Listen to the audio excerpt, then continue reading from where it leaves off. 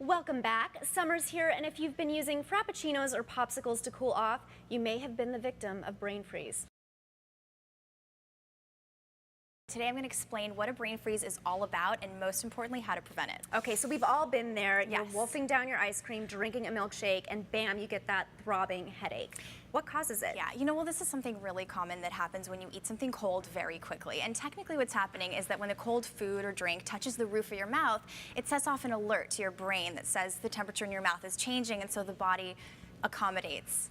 Okay, and that causes all the pain and pressure, but nothing dangerous is happening. Usually it's quick, it lasts 30 to 60 seconds. Right, and you're done. What causes that sort of aching behind your eyes and in your forehead that you can get too? Yeah, that's a really good question. The blood is actually rushing to the front of our brain to protect it when it kind of signals this temperature change, so that's why you feel it kind of in the front of your brain and behind your eyes. Okay, yeah. And so what can you do to prevent this?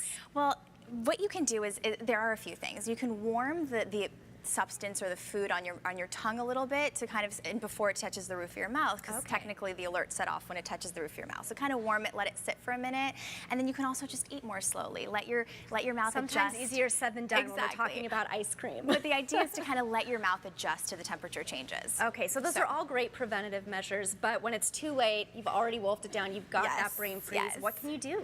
Press your tongue to the roof of your mouth. That's the best thing I can say to do, because the idea is to just cool off that part of your mouth. Okay. So the alert, so you want to kind of get the temperature down. The other thing you can do is just anything that'll keep your mouth warm. Like when you're in the snow and you kind of cup your hands over your mouth and breathe out, do the same thing. So it'll trap that warm air in your mouth and kind of warm things up. You can also sip something at room temperature slowly and let your mouth readjust. Okay, is there a particular way you should try to warm up the roof of your mouth with your tongue? Good question. If you can do acrobatics with your tongue, if you can kind of flip it so that the bottom is pressing firmly against the roof of your mouth. That way, because the cold substance has reached the top of your tongue, it's already cooled off a bit. So the bottom of your tongue is the warmest part of your tongue at that moment.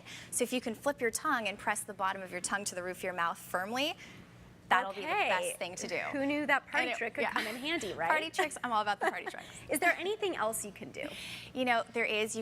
Experts do say that since the blood is rushing to the front of your brain, you can tilt your head back for about 10 seconds, and that'll kind of relieve some of that pressure and pain that you're feeling. Okay, that's news to me. I did not know that tip. Thanks so much, Lana. You're welcome.